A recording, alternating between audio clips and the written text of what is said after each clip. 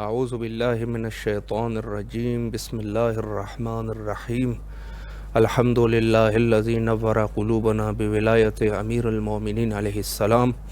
امام حسین علیہ السلام فور عالمی چینل کربلا مقدسہ کے آن لائن ٹرانسمیشن پروگرام معرفت منتظر اجل اللہ تعالی فرجہ الشریف میں آپ کی خدمت میں حاضر ہیں، اور ہمارے بقیہ جتنی بھی ٹرانسمیشنز ہیں ان کو آپ ملاحظہ فرما سکتے ہیں جادو ٹی وی، روکو T V, Amazon fire T V اور ایپل ٹی وی کے ذریعے سے۔ منجی عالم بشریت حضرت امام عصر علیہ السلام کے عنوان سے ہماری گفتگو کا سلسلہ جاری ہے، اور آج رجب المرجب کی 10 تاریخ ہے، اور یہ دن منسوب ہے حضرت امام محمد تقی علیہ السلام اور ولادت باسعادت حضرت شہزادہ علی اصغر علیہ السلام۔ تو ہم اپنے وارث حقیقی امام زمان علیہ السلام کی خدمت میں اور تمام جہان تشیع کو جہاں تک ہماری آواز پہنچ رہی ہے ان سب کو تبریک عرض کرتے ہیں۔ اور نہایت ہی مقدس مہینہ ہے رجب المرجب کا، اور اس میں خوشیوں کا مہینہ ہے، عبادات کا مہینہ ہے، تو ہمیں اپنے روحانی فیض کو اسی ایام میں بڑھا دینا چاہیے، اور وہ معنویات جو کہ ایک انسان کا حق ہے اور ایک مومن کا حق ہے اس کو انہی ایام میں ہم لے سکتے ہیں، اور اپنی جو نورانیت ہے اس کو زیادہ کر سکتے ہیں۔ اور ان ایام میں ہمیں مخصوصاً کوشش کرنی چاہیے، توجہات کی ضرورت ہے کہ ہم زیادہ سے زیادہ ان ایام میں استفادہ کر سکیں اور اپنے عبادات کو بخوبی انجام دے سکیں، اور اپنے وارث حقیقی امام زمانہ علیہ السلام کی ظہور کے لیے بھی آمادگی کر سکیں۔ چونکہ ظاہر سی بات ہے کہ جو شخصیت اور جو مہمان، اگر ہم مثال مہمان کی لے لیں تو مہمان جیسا ہوگا اسی طریقے سے تیاری بھی ہونی چاہیے۔ اگر مہمان روزہ، نماز، حج، زکوٰۃ اور عبادات کرنے والا ہے تو اہتمام بھی کچھ اس طریقے سے ہونے چاہیے، اور امام کے ظہور کے لیے ظاہر ہے کہ ہم لوگوں کو آمادگی کرنی ہے اور انتظار کرنا ہے۔ انتظار بھی اہتمام کے معنی میں ہے، جیسے کہ ہم عرض کر چکے ہیں۔ تو اہتمام میں جو چیزیں ہمارے لیے ضروری ہے اس میں اپنے عبادات ہیں، اور رضائے الہی کے لیے ہمیں عبادات کی ضرورت ہے، چونکہ انسان کی خلقت معرفت کے لیے ہوئی ہے، اور معرفت آپ کو تب تک حاصل نہیں ہو سکتی جب تک آپ اپنے خالق حقیقی کے سامنے سر کو تسلیم نہ کریں۔ جو ان کا امر ہوگا اسی امر کے مطابق ہمیں عمل کرنے ہیں۔ اور خدمت میں عرض کروں کہ مولا کا حکم چاہے وہ جس طریقے سے بھی ہو، عبد کی ذمہ داری یہ ہے کہ مولا کے حکم پر ہمیشہ سر تسلیم رہے، اور جو بھی مولا کا حکم ہے اس حکم کے مطابق وہ اپنی زندگی گزارے۔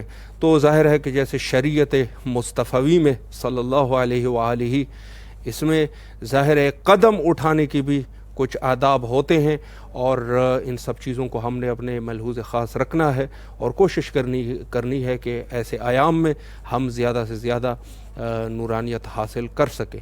تو آج کے جو ہمارے مہمان ہیں حضرت حجت الاسلام المسلمین علامہ ڈاکٹر محمد حسین اکبر حفظ اللہ تعالی لاہور سے ہمارے ساتھ موجود ہیں۔ انشاءاللہ العزیز اس بزرگوار کے خدمت میں حاضر ہوتے ہیں اور سوالات اور جوابات کا سلسلہ کرتے ہیں۔ السلام علیکم ورحمۃ اللہ وبرکاتہ۔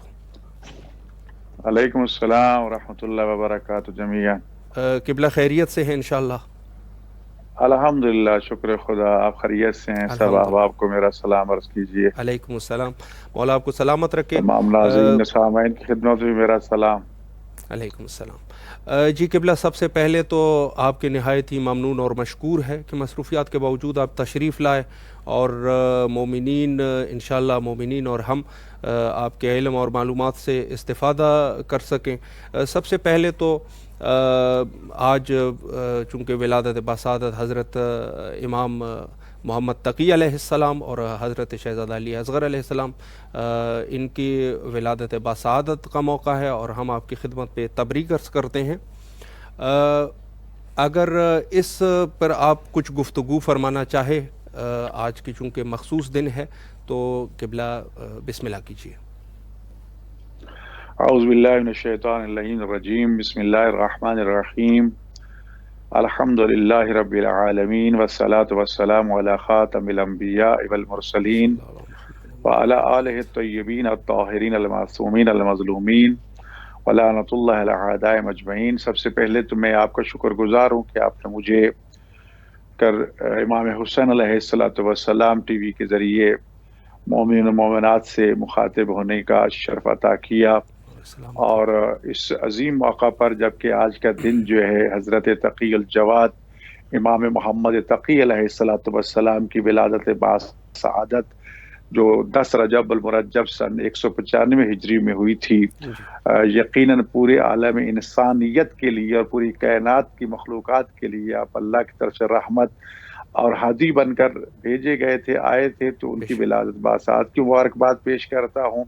اور اسی طرح کربلا کے اس عظیم مجاہد کو جو 10 رجب المرجب سن 60 ہجری کو مدینہ منورہ میں تشریف لاتے ہیں، ان کی ولادت باسعادت ہوتی ہے۔ حضرت ابا عبداللہ، حضرت عبداللہ الرضی المشہور حضرت شہزادہ علی اصغر علیہ السلام کی ولادت باسعادت کا بھی دن ہے۔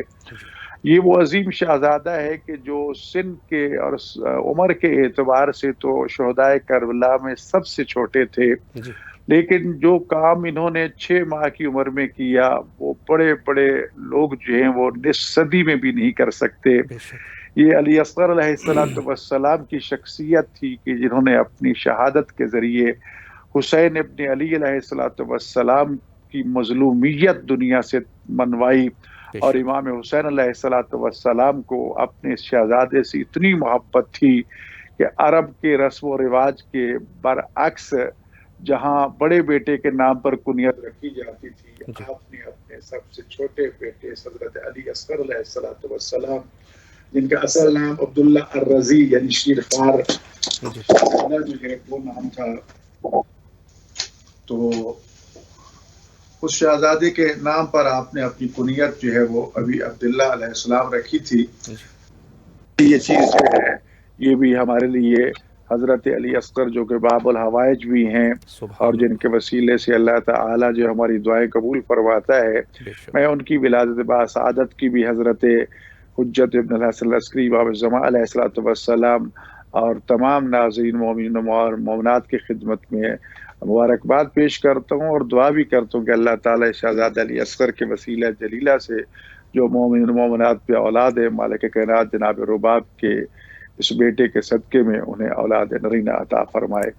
امام محمد تقی علیہ السلام بھی ان ائمہ مظلومین و معصومین میں سے ہیں کہ جنہیں بہت چھوٹی عمر میں منصب امامت کی ذمہ داریاں سنبھالنے کا موقع ملا، جو اس بات کی دلیل بھی ہے کہ آپ اللہ کے چنے ہوئے ہیں، اور اللہ کے منتخب جو ہیں وہ سن و سال کے محتاج نہیں ہوتے، بلکہ وہ اپنے خالق سے تمام تر ان علوم اور تمام تر ان اوصاف حمیدہ سے آراستہ ہو کر بھیجے جاتے ہیں جو کسی بھی نمائندہ خدا، ولی خدا، حجت خدا اور امام زمان علیہ السلام کے لیے ہونا ضروری ہوتی ہیں۔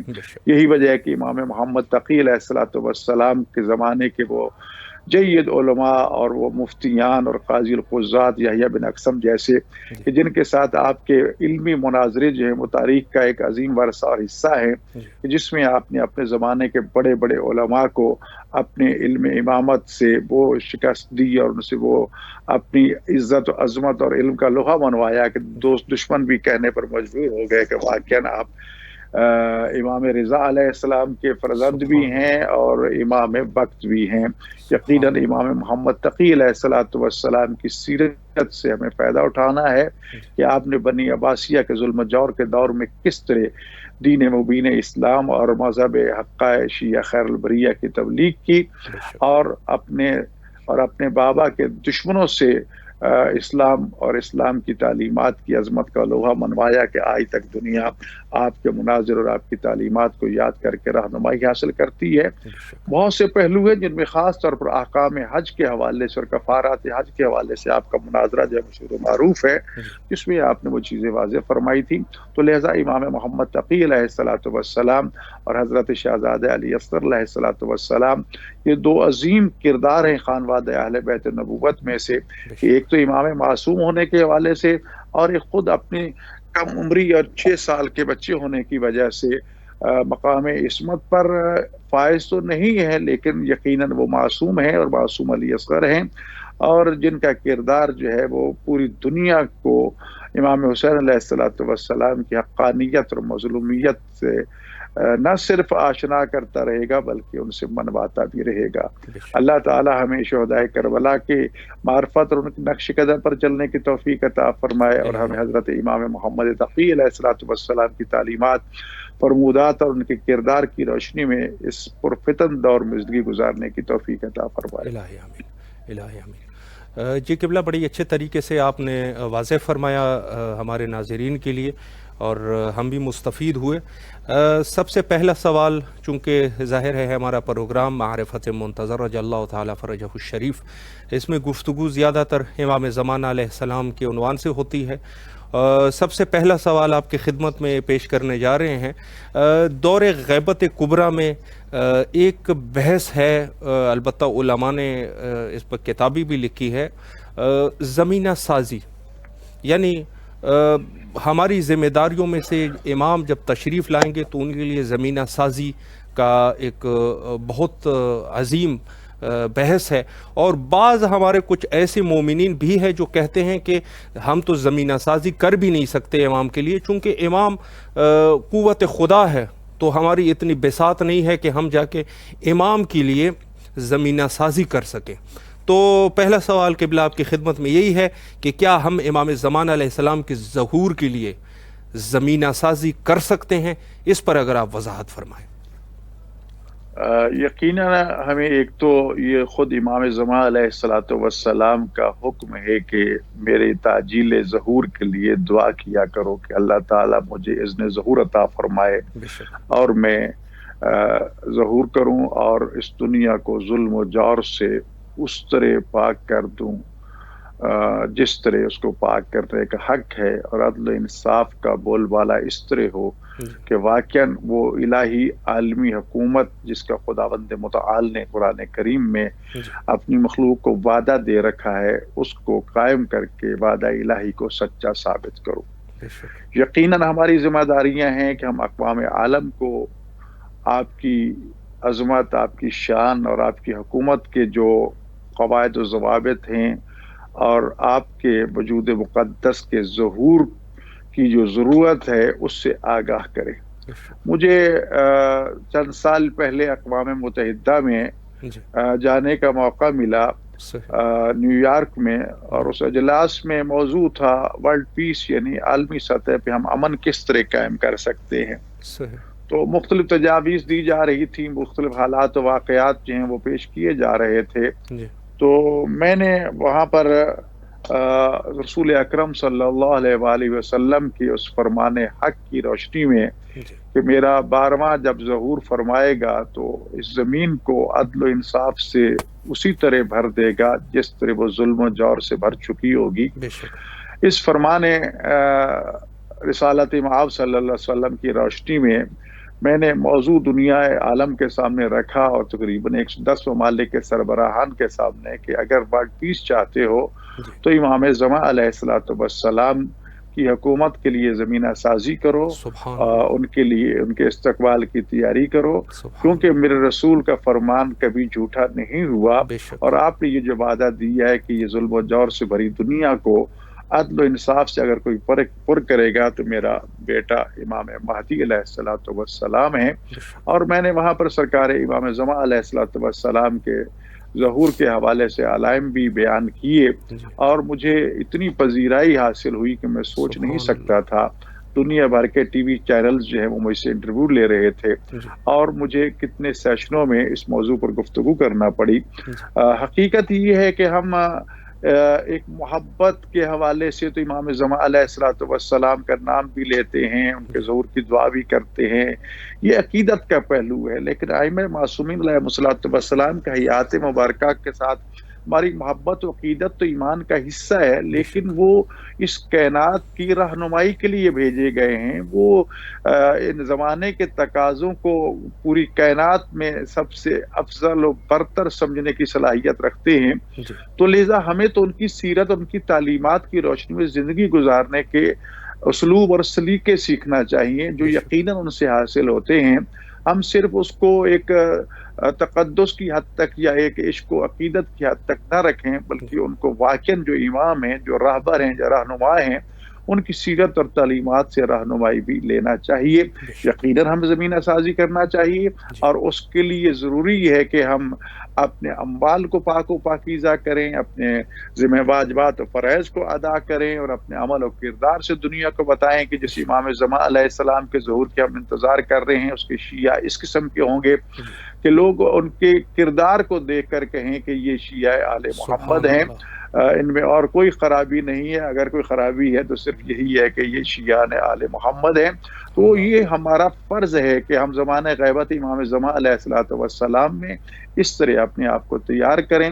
یقیناً یہ ہمارا فرض بھی ہے، اگر خدا نہ خواستہ ہم نے امام زمان علیہ السلام کے راستے اور تعلیمات کو چھوڑ دیا تو اس میں توہین ہماری نہیں ہے، بلکہ خود ہمارے تئیں امام زمان علیہ السلام کی توہین کے ہم مرتکب ہوں گے۔ لوگ کیا کہیں گے کہ یہ کس امام کے ماننے والے ہیں، کن ائمہ کے ماننے والے ہیں؟ تو لہٰذا ہمیں اپنے کردار کے ذریعے لوگوں کو آمادہ کرنا چاہیے، اور امام زمان علیہ السلام سے ہر روز زیادہ نہیں تو کم از کم 5 منٹ، 10 منٹ، 14 منٹ ہم کلام ہوا کریں، امام سے باتیں کیا کریں، امام کے سامنے اپنے مسائل و معاملات رکھا کریں، کیونکہ وہ حاضر ہیں، وہ ہماری باتیں سنتے ہیں، ہر روز ہمارا نامہ اعمال کی خدمت میں پیش ہوتا ہے۔ تو لہٰذا کیوں نہ ہم اپنے زمانے کے امام سے باتیں کریں۔ اور یہ الگ بات ہے کہ ہم ان کو پہچان نہیں پاتے، خود جس طرح امام علیہ الصلوۃ والسلام ارشاد فرماتے ہیں، آپ ہمیں دیکھتے ہیں، ہم آپ کی محفل میں ہوتے ہیں، لیکن پہچان نہیں پاتے۔ جب ظہور کریں گے تو اس وقت آپ کہیں گے کہ ان کو تو ہم نے کئی مرتبہ دیکھا ہے۔ اور چند مقامات تو ایسے ہیں کہ جہاں پر ان کے حضور میں کسی قسم کا شک نہیں ہے۔ 9 ذی الحجہ میدان عرفات ہو یا میدان کربلا ہو، دونوں پر آپ کی حاضری یقینی امر ہے۔ اور اس سے اور کئی ایسے ایام خاص ہیں کہ جن میں امام زمان علیہ الصلوۃ والسلام کی موجودگی یقینی طور پر ہوتی ہے۔ تو ایسے مواقع پر ہمیں امام زمان علیہ السلام کے وجود سے، لطف سے فائدہ اٹھانا چاہیے، اور ان کی تعلیمات کو دنیا تک پہنچانا چاہیے۔ اس میں کوئی شک نہیں ہے کہ تمام اقوام عالم، وہ مذاہب باطل ہیں یا مذاہب حق ہیں، وہ امام زمان اور ایک منجی بشریت کے انتظار میں ہیں کہ جو دنیا میں آئے گا، اس کائنات سے ظلم و جور کو ختم کرے گا، اور اس کو امن و سلامتی کا ویسے ہی گہوارہ بنائے گا جیسا اللہ تعالیٰ نے وعدہ فرمایا ہے۔ اس میں یہودی بھی شامل ہیں، عیسائی بھی شامل ہیں، ہندو مشرک بھی شامل ہیں، اس میں مسلمان تو سارے شامل ہی شامل ہیں۔ تمام مکاتب اسلامیہ جو ہے وہ اس بات کا عقیدہ رکھتی ہیں کہ امام مہدی علیہ الصلوۃ والسلام نے ظہور فرمانا ہے۔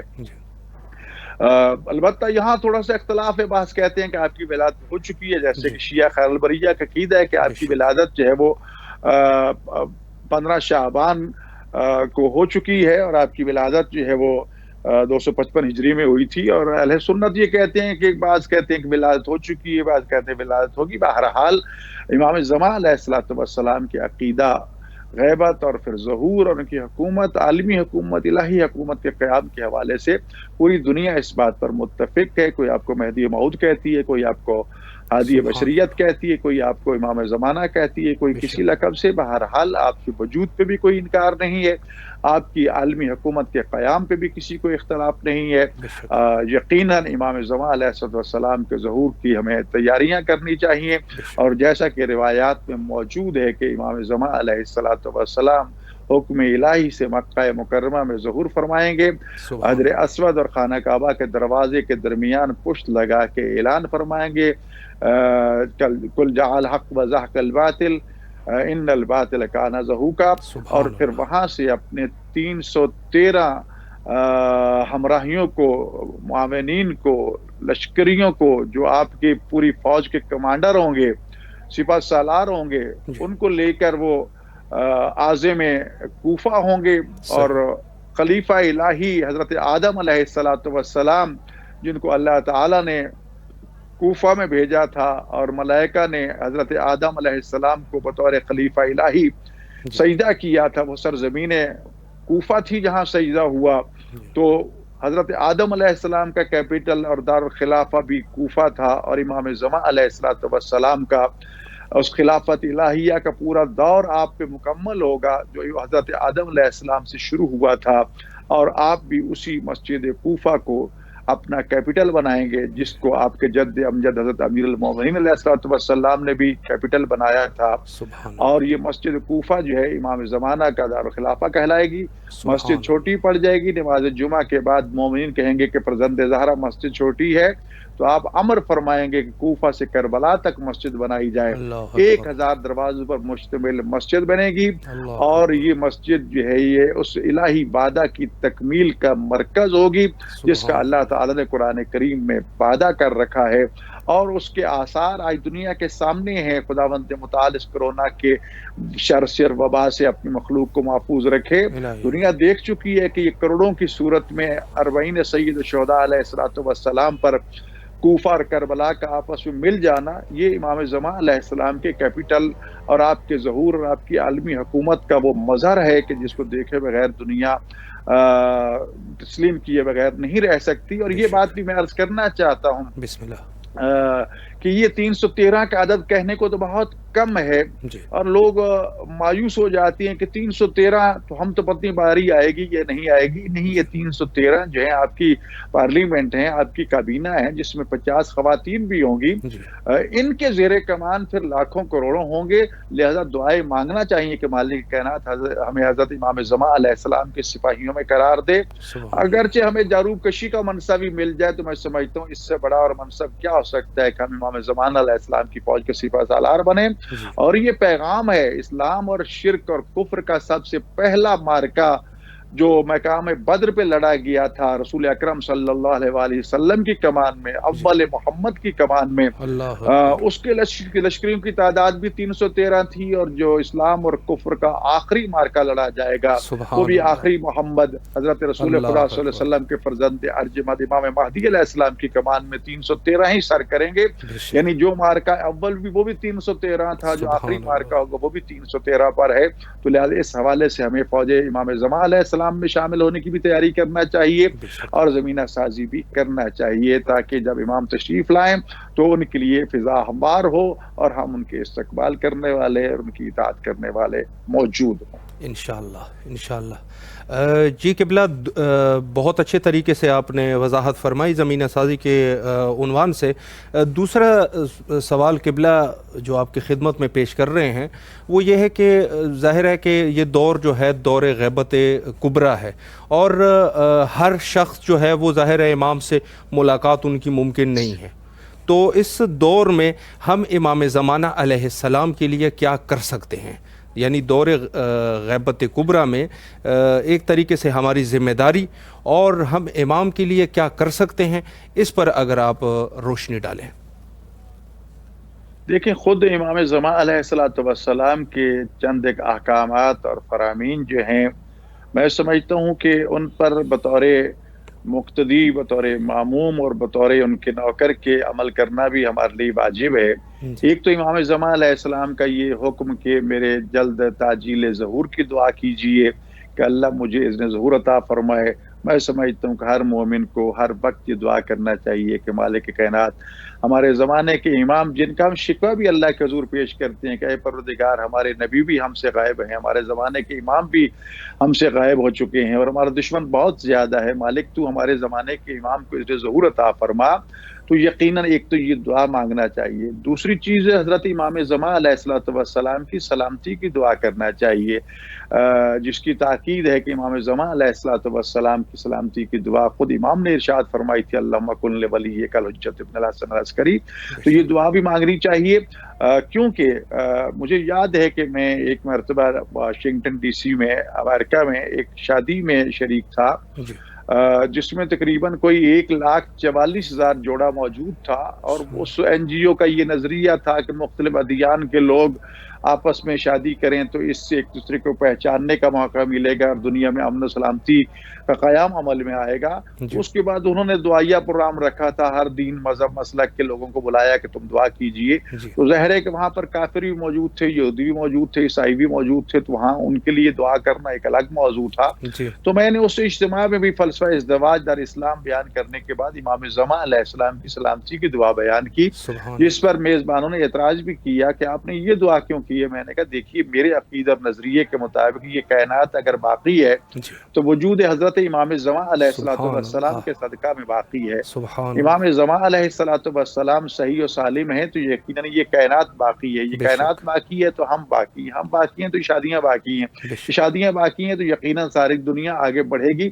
تو لہٰذا میں نے اس مرکز کی سلامتی کی دعا کی ہے کہ جس کے وجود ذیجود کے صدقے میں اللہ اپنی رحمتوں کو نازل فرماتا ہے، رزق عطا فرماتا ہے، بارشیں نازل ہوتی ہیں.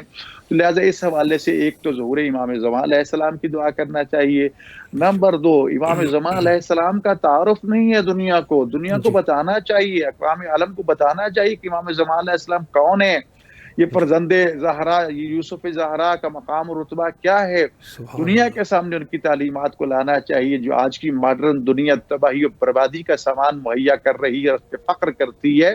ان کو بتانا چاہیے. اور ان لوگوں کا یہ اعتراض کہ ہمارے پاس تو ایک سے ایک ماڈرن اسلحہ موجود ہے تو ان کا امام کیا کر لے گا. یاد رکھیے امام زمان علیہ السلام پوری کائنات کے حاکم ہیں، تمام مخلوق کے حاکم ہیں. لہٰذا وہی ذوالفقار حیدری جو خداوند متعال نے مقام احد میں اپنے ولی اور خلیفہ خدا، خلیفہ بلا فصل رسول خدا صلی اللہ علیہ وسلم امیر المومنین علی بن ابی طالب علیہ السلام کو عطا فرمائی تھی، وہی تلوار، وہی ذوالفقار آپ کے ہاتھ میں ہوگی جس سے آپ منافقین اور مشرکین و کفار کا قلع کما کریں گے. اس تلوار کی یہ خوبی ہوگی کہ اس کی نوک سے دھواں نکلے گا اور دھوئے میں اتنی معرفت ہوگی کہ وہ دوست اور دشمن کو پہچانتا ہوگا کہ محبان آل محمد میں سے کون ہے، اسے چھوڑتا جائے گا. جو دشمنان آل محمد ہوگا اسے واصل جہنم کرتا جائے گا. تو یہ سارے دنیا کے اصل ناکارہ ہو جائیں گے، بیکار ہو جائیں گے. جس طرح یہ چھوٹا سا کرونا کا مرض جو ہے اس نے پوری دنیا کو بے بس کر کے رکھ دیا، تو خدائی طاقتیں جو ساری کی ساری امام زمان علیہ السلام کے پاس موجود ہوں گی، ان کے مقابلے میں دنیا کی طاقتیں کچھ حیثیت نہیں رکھتی. تو لہٰذا میری تمام ناظرین سے گزارش ہوگی کہ اپنے مال کو پاک و پاکیزہ کیجئے، فرض کیجئے. میں تمنا تو رکھتا ہوں کہ میرے زمانے کا امام میرے گھر میں تشریف لائے، ذرا اپنے گریبان میں جھانکوں، کیا میرا مال پاک ہے، کیا میرا لباس پاک ہے، کیا میرا گھر مخمص ہے، یا جو چیزیں میرے پاس موجود ہیں وہ پاک ہیں. اور صرف دعائیں مانگنا کافی نہیں ہے، دعائیں ضرور مانگیں لیکن اپنے آپ کو یقین کامل بھی رکھیں. وگرنہ جس طرح یہود یثرب جو ہیں وہ یثرب آباد کرتے ہیں، فدق آباد کرتے ہیں، خیبر کی بستی آباد کرتے ہیں، اس لیے آ کر آباد کرتے ہیں کہ آخری محمد آئے گا اور اس کی حکومت پوری دنیا پہ ہوگی. تو لہٰذا ہم اس کا استقبال کریں گے، اس کی امت میں شامل ہو جائیں گے، اس کے شریک اقتدار ہو جائیں گے. یہ اور سب سے پہلے اس پر ایمان لائیں گے. یہ نظریات لے کر انہوں نے مدینہ منورہ جو بعد میں آپ کی صلی اللہ علیہ وسلم کی آمد سے مدینہ منورہ کہلایا، یہ شہر آباد کیا تھا. لیکن جب امام جناب رسول خدا صلی اللہ علیہ وسلم تشریف لائے اور بنی اسرائیل نے دیکھا کہ یہ تو بنی اسماعیل میں سے ہے، تو سب سے پہلے دشمن وہی ہو گئے. یعنی جو صدیوں سے استقبال کے لیے تیاریاں کر رہے تھے، جب رسول خدا صلی اللہ علیہ وسلم نے ظہور فرمایا اور تشریف لائے تو پہچاننے سے انکار کر دیا، بلکہ دشمن ہو گئے. کہیں ہمارا بھی وہی حال نہ ہو کہ دوائیں تو ہم مانگتے ہیں کہ ہم اپنے زمانہ کے منتظر ہیں، امام زمانہ کی ہم زیارت کر رہے ہیں، ان کے انتظار میں بیٹھے ہیں، کہیں ایسا نہ ہو کہ جب وہ ظہور فرمائے تو ہماری تیاری نہ ہو، ہم کو پہچاننے سے انکار کر دیں.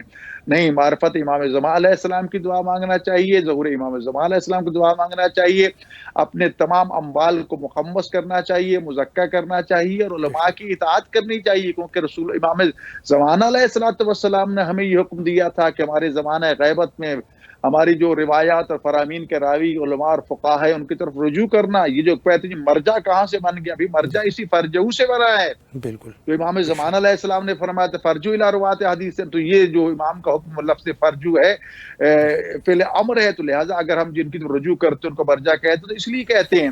پھر کہا جاتا ہے یہ فقیہ کہاں سے آ گیا؟ تو ام الفقہاء کا لفظ امام حسن عسکری علیہ السلام نے استعمال فرمایا ہے. اور فقیہ کوئی معمولی شخصیت نہیں ہے. کربلا میں مدفون حضرت امام حسین علیہ السلام کے 80 سالہ مجاہد حضرت حبیب بن مظاہر علیہ السلام کے جن کو امام حسین علیہ السلام بھائی کہتے تھے، جی جن کو یہ اعزاز ملا کہ اس جگہ مقام دفن ملا کہ ظاہر جب امام حسین کی زیارت کو جاتی ہیں تو پہلے حبیب کی زیارت کرتے ہیں، بے امام شک حسین علیہ السلام کو راضی دے کر واپس لوٹتے ہیں تو پھر جناب حبیب کی خدمت میں حاضر ہوتے ہیں۔ اس حبیب کو امام حسین علیہ السلام نے فقیہ کا لقب دیا تھا، جی وہ حبیب جو کہ رات میں نمازوں میں قرآن ختم کیا کرتے تھے، تو اسی سے سمجھ لیجئے مقام فقیہ کتنا بلند ہے۔ بے شک علماء اور مراجع خدا کی رحمت ہے ہمارے لیے، ہمیں ان کی تقلید کرنا چاہیے، ان کے فرامین پر عمل کرنا چاہیے۔ آج ایک بہت بڑا گروہ جو ہے وہ علماء اور مراجع کے خلاف بازاری زبانیں استعمال کر رہا ہے، انہیں جی عقل کے ناقل لینا چاہیے۔ یہ عالمی استکبار کی سازش ہے کہ ہمیں زمانہ غیبت امام زمان علیہ السلام میں لاوارث کرنا چاہتے ہیں، جی جبکہ امام نے ہمیں فرمایا تھا تم لاوارث نہیں ہو، ہمارے فقہا کی طرف رجوع کرنا، ان کی اطاعت ہماری اطاعت ہے، ان کی نافرمانی ہماری نافرمانی ہے۔ تو لہٰذا عقیدہ تقلید کو سمجھنا بھی چاہیے، علماء اور مراجع کی خدمت میں ان کی تعلیمات حاصل کر کے رہنمائی لیتے ہوئے آگے بڑھنا چاہیے۔ تو لہٰذا یہ زمانہ غیبت کی باتیں ہیں جس کے لیے ہمیں تیاری کرنا چاہیے۔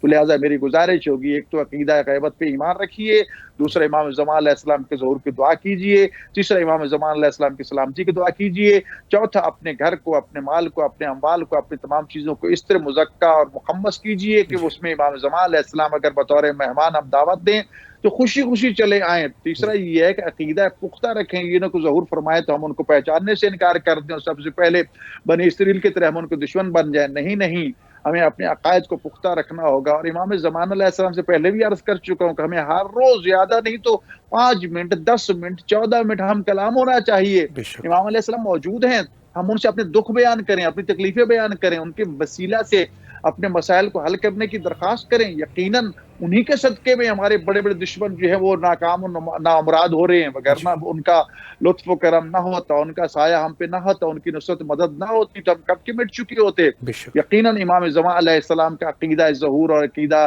تشریف آوری جو ہے یہ ہمیں اقوام عالم سے ٹکرانے کی جرت اور طاقت اور حوصلہ عطا کرتا ہے۔ بے یقیناً شک ہم لاوارث نہیں ہیں، ہم جب بھی انہیں پکارتے ہیں وہ پہنچتے ہیں، بے ذرا شک پکار کے دیکھیے تو صحیح۔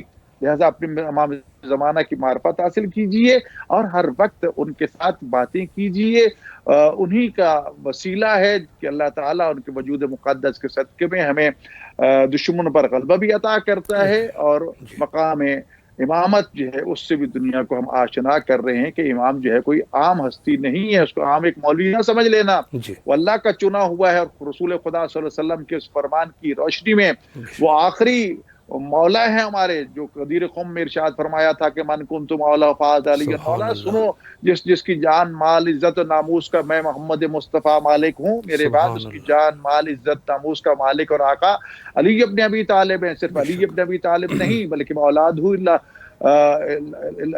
الی یوم القیامہ، اور آپ جی کی طیب و طاہر اولاد جو ہے وہ قیامت تک رہے گی۔ یہی وجہ تو ہے کہ جب آپ نے قیامت تک اپنے ولی حضرت امام مہدی علیہ السلام کی ولایت اور حکومت کا اعلان کر دیا تو تب قرآن نے کہا کہ آج دن کافر جو ہیں وہ تمہارے دین سے مایوس ہو گئے۔ مایوسی کی وجہ یہی تھی کہ انہیں اس بات کا یقین ہو گیا کہ یہ کائنات، یہ زمانہ کبھی بھی وجود حجت خدا سے خالی نہیں ہو سکتا۔ بے شک اللہ نے سب سے پہلے اپنی حجت حضرت آدم علیہ السلام کو بھیجا، اور آخری حجت خدا امام مہدی علیہ السلام بقیت اللہ علیہ السلام موجود ہیں۔ یقیناً ان کے وجود سے یہ کائنات باقی ہے، تو لہٰذا ہمیں اپنی صفوں میں وحدت پیدا کرنا چاہیے، اپنے بے پیار شک محبت پیدا کرنا چاہیے، اور آپ کے ظہور کی مجالس و محافل کی دعائیں سجانا چاہیے، دعائیں ندوہ پڑھیے، جی باقی دعائیں کیجیے۔ یقیناً ہمیں ان کی ضرورت ہے، ان کے بغیر ہم کچھ بھی نہیں ہے۔ جی بے یہ شک ہمارے کم از کم، اور علماء کی ذمہ داریاں اپنی جگہ پر، عوام کی ذمہ داریاں اپنی جگہ پر، کوئی بے بھی یہ شک نہیں کہہ سکتا۔ اگر کوئی اپنے اس بات پہ فخر کرتا ہے تو کرنا بھی چاہیے کہ اگر وہ مظلوم کربلا کی صف عزا بچھاتا ہے تو یقیناً یہ بہت بڑا اعزاز ہے اس کے لیے، لیکن اسے جاننا چاہیے جب عزاداروں کی صف سامنے آتی ہے تو اس میں سر فہرست سب سے بڑے عزادار جو امام زمانہ علیہ السلام ہمیں نظر آتے ہیں، امام حسین علیہ السلام کے۔ اللہ تو اکبر عزاداروں میں وہ ہیں، ائمہ معصومین میں وہ ہیں، حجج خدا میں وہ شامل ہیں، اور پھر اللہ کی رحمت اور نعمتوں کا نزول ان کے صدقے میں ہے، تو بے لہٰذا شک ان سے کسی وقت بھی دور نہیں ہونا چاہیے، ہر وقت ان کو حاضر ناظر سمجھنا چاہیے، اور ان سے وابستہ رہنا ہمارا فرض ہے۔ تب جا کر ہم اقوام عالم میں سر اٹھا کے جس طرح چل رہے ہیں انشاءاللہ چلتے رہیں گے انشاءاللہ۔ جی قبلہ، ہمارے پاس تقریباً 6-7 منٹ بچے ہیں، تو انتہائی اختصار کے ساتھ قبلہ کے امام زمانہ علیہ السلام کو کیوں منجی اور نجات دہندہ کہتے ہیں، اس پر اگر آپ وضاحت فرمائیں. کیونکہ اس وقت پوری دنیا میں جب ہم دیکھتے ہیں ظلم و جور کا دورہ ہے، اور اقوام عالم جو ہیں خصوصاً مظلوم جو ہیں وہ پس رہے ہیں. مظلوم مسلمان ہو تب بھی مظلوم ہے، مسلمان نہ ہو مظلوم ہے. اس لیے امیر المومنین علیہ السلام نے ارشاد فرمایا تھا کون للظالم خصما للمظلوم اونا، کہ ہمیشہ ظالم کا دشمن رہنا اور مظلوم کا مددگار رہنا. یہ بھی کہا گیا تھا کہ ظالم کی مدد کیجیے ظلم سے روک کر، مظلوم کی مدد کیجیے ظالم کو ظلم سے بچا کر. تو کیونکہ بہت سے ظالم ایسے موجود ہیں کہ جن کے شر سے دنیا تنگ ہے، تو امام زمان علیہ السلام جب ظہور فرمائیں گے تو یقیناً وہ اقوام جو ظلم و جور کی چکی میں پس رہی ہے اور جو ظالموں کے بنائے ہوئے قوانین کی چکیوں میں پس رہے ہیں، ظلم و جور کے نشانہ بن رہے ہیں، یقیناً ان سب کا خاتمہ ہو جائے گا. ان سے اگر کوئی نجات دلائے گا تو وہ یوسف زہرا رسول خدا صلی اللہ علیہ وسلم کے فرزند ارجمند جن کا وجود نعمت ہے، ان کی وجہ سے دنیا جو ہے وہ ظلم و جور سے نجات حاصل کرے گی. اور یہ عقیدہ منجی بشریت جو ہے، یہ جیسے کہ پہلے عرض کر چکوں اقوام عالم کا نظریہ ہے، صرف شیعہ کا نظریہ نہیں ہے. تو یقیناً امام زمان علیہ السلام منجی بشریت بھی ہیں، نجات دہندہ بھی ہیں، ظالموں کی شر سے بچائیں گے. اور ایک بات ضرور کہنا چاہتا ہوں کہ امام زمان علیہ السلام کے بارے میں یہ تصور دیا جاتا ہے کہ آپ جب ظہور فرمائیں گے تو تلوار ہاتھ میں لیں گے اور بس گردنیں کاٹنا شروع کر دیں گے. نہیں میرے بھائی، امام جلاد نہیں ہے، نعوذ باللہ من ذالک. امام قاتل نہیں ہے، امام ظالم نہیں ہے، امام تو رؤوف الرحیم ہے، رؤوف الرحیم کے نمائندہ ہیں، آپ کے جد امجد رحمت اللہ عالمین ہے. ہاں، یہ جو منتقم کہا گیا وہ یہ کہا گیا کہ وہ ان ظالموں سے انتقام لیں گے جن کے بارے میں اللہ نے یہ فرما رکھا ہے کہ ظالم دنیا سے بھی اپنے ظلم و جور کا بدلہ لے کے جائے گا اور مظلوم کو اس کی مظلومیت کا بدلہ ملے گا. تو اس لیے عقیدہ رجت ہم رکھتے ہیں کہ امام زمان علیہ السلام کے ظہور پر نور کے ساتھ ان بڑے بڑے ظالموں کو بھی زندہ کیا جائے گا تاکہ خدا کے وعدہ کو حق ثابت کیا جائے اور ان سے دنیا میں ان کے ظلم کا انتقام لیا جائے. مظلوموں کو بھی زندہ کیا جائے گا تاکہ ان کو ان کے منہ پہ ہونے والے ظلم کا اجر دیا جا سکے. اس لیے دعائے ندوہ میں تو ہم امام زمان علیہ السلام کو ڈھونڈتے ہیں، پکارتے ہیں، آئینہ طالب بدم المقتول، اے شہید کربلا کے خون کا انتقام لینے والے کہاں ہو. اور روضہ امام حسین علیہ السلام پر یہ کربلا معلیٰ میں سرخ پرچم کا لہرانا اس بات کا اعلان ہی تو ہے کہ ابھی تک امام حسین اور شہداء کربلا کے قاتلوں کا انتقام لینا باقی ہے. جب تک انتقام نہیں لے لیا جاتا اس وقت سرخ پرچم یہ لہراتا رہے گا. یہ سرخ پرچم اعلان ہے اس بات کا کہ بھی ان شہداء کے خون کا انتقام لینا باقی ہے.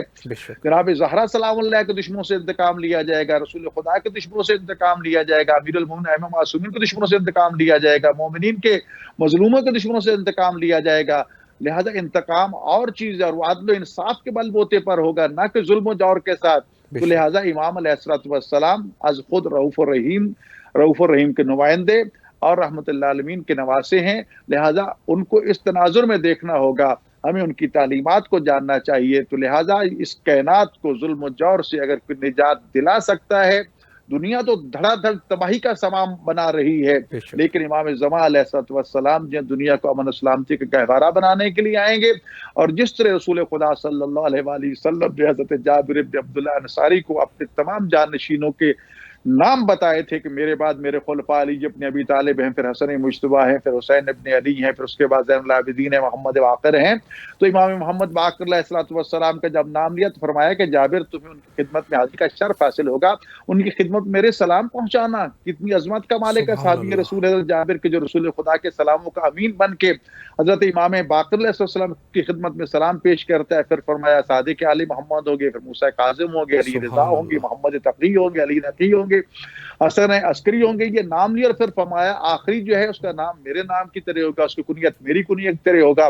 اور وہ ظلم و جور سے بھری دنیا کو عدل و انصاف سے اسی طرح بھر دیں گے جس سے ظلم و جور سے بھر چکی ہوگی.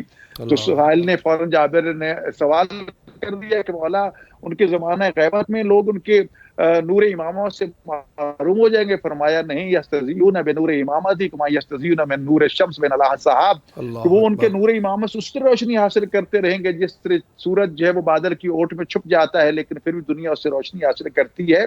حضرت طوسی علیہ الرحمہ نے اپنی کتاب الغیبہ میں اس کی وضاحت اور وجہ بیان فرمائی ہے کہ سورج سے آپ کو تشبیہ کیوں دی گئی ہے. فرمایا اس لیے کہ سورج جب چمکتا ہے تو دوست اور دشمن کو فائدہ پہنچاتا ہے. سورج اس کائنات کی بقا کے لیے ایک بہت بڑا اہم ذریعہ ہے. اگر ایک عرصے کے لیے فرض کرے دنیا سورج غائب ہو جائے تو نباتات ختم ہو جائیں گے، جمادات ختم ہو جائیں گے، حیوانات ختم ہو جائیں گے. گویا کائنات کی ایک بہت بڑی زندگی کا تعلق جو ہے وہ سورج کے ساتھ ہے. تو اس لیے فرمایا یہ کائنات اگر باقی ہے تو وجود حجت خدا امام زمان علیہ السلام کے صدقے میں باقی ہے. بے شک. اگر خدا نے خواستہ ایک لمحہ کے لیے یہ کائنات خالی ہو جائے تو اس کائنات میں قیامت آ جائے گی. فرزند زہرا جو ہے وہ قیامت کو روکے ہوئے ہے، ان کے وجود کے صدقے میں اللہ کے رحمتوں کا نزول ہے. ہم عذاب الہی سے بچے ہوئے ہیں تو ان کے صدقے میں بچے ہوئے ہیں. لہٰذا ہمیں چاہیے کہ امام زمان علیہ السلام کی معرفت حاصل کریں، ان کی تعلیمات کو سمجھیں، اس کو عام کریں، لوگوں تک پہنچائیں، اس پر عمل کریں، اور خود بھی امام زمان علیہ السلام کی آمد کی تیاری کریں، لوگوں کو بھی متوجہ کریں، اس پیغام کو عام کریں کہ دیکھیے اگر تم امن چاہتے ہو، سلامتی چاہتے ہو، کامیابی چاہتے ہو تو امام مہدی علیہ السلام کے ظہور کی تیاریاں کیجیے. ان کے زمانہ غیبت میں ایک ایک فرد کے پاس جا کر ان کا صحیح تعارف کروائیے، کیونکہ جاننا اور چیز ہوتی ہے اور معرفت اور چیز ہوتی ہے. ہم امام کو جانتے تو ہیں کہ ان کا نام رسول خدا صلی اللہ علیہ وسلم کے نام پر ہوگا، ان کی کنیت ابو القاسم ہوگی، حضرت نرجس سلام اللہ علیہ کے فرزند ارجمند حضرت امام حسن علیہ السلام کے لخت جگر ہے. لیکن معرفت کسی اور چیز کا نام ہے، اس لیے کہا گیا اللہم عرفنی نفسک، ہم معرفت کی دعا کرتے ہیں. اور پھر فرمایا کہ ہمیں اپنے رسول کی معرفت عطا فرما. پھر فرمایا عرفنی حجتک، اپنے حجت کی معرفت عطا فرما. اگر نہیں ہوگی معرفت تو گمراہ ہو جائیں گے. اور کربلا کے وہ لمحات ہمیں پیغام دیتی ہیں کہ جب امام حسین علیہ السلام کی شہادت کے بعد خون کی بارش شروع ہوگی، زلزلے آنا شروع ہو گئے اور طوفان اور سیاہ آندھیاں، تو ہمارے استاد مکرم فرمایا کرتے تھے کہ کیا کبھی آپ نے سوچا ہے کہ اس سے پہلے بھی معصومین شہید ہوئے تھے لیکن کسی معصوم کی شہادت پہ خون کی بارش نہیں برسی تھی، زلزلے نہیں آئے تھے؟ کیا وجہ ہے کربلا میں زلزلے آئے؟ فرمایا اس لیے ایک حجت خدا امام حسین علیہ السلام کو شہید کر دیا گیا تھا، اور دوسرے حجت خدا امام سجاد علیہ السلام پر غشی طاری تھی، جس کے نتیجے میں نظام کائنات درہم برہم ہونا شروع ہو گیا. اس وقت اگر اس انسانیت پہ کسی نے احسان کیا تھا وہ علی بطول کی بیٹی جناب زینب کبریٰ سلام اللہ علیہا تھی، جنہوں نے جلتے ہوئے خیموں سے امام وقت حجت خدا کو نکالا اور انہیں ہوش دلایا، اور اس کی وجہ سے زلزلے اور یہ سب چیزیں ٹل گئیں. تو آج بھی اگر کائنات باقی ہے تو وجود مقدس امام زمان علیہ السلام کے صدقے میں باقی ہے. ہمیں ان کے تعجیل ظہور کی دعائیں کرنا چاہیے. اللہ تعالی ہمیں ان کا اعوان النصار میں شمار فرمائے. الہی آمین، الہی آمین. قبلہ دل تو نہیں کر رہا کہ مزید بھی سوالات بھی ہے، اور بہت اچھے طریقے سے آپ نے جوابات ارشاد فرمائے. انشاءاللہ العزیز پھر آپ کی خدمت میں کبھی رہیں گے، اور ایک دفعہ پھر بھی امام حسین علیہ السلام ٹی وی کے تمام اراکین کی طرف سے آپ کے نہایت ممنون اور مشکور ہیں، اور آپ نے ہمیں یہ عزت بخشی کہ یہاں تشریف لائے. جی بہت اچھی گفتگو قبلہ نے فرمائی، اور اچھے طریقے سے انہوں نے جس طریقے سے ہم نے سوالات کی اور نہایت ہی مہم نکات کے اوپر انہوں نے اشارہ فرمایا.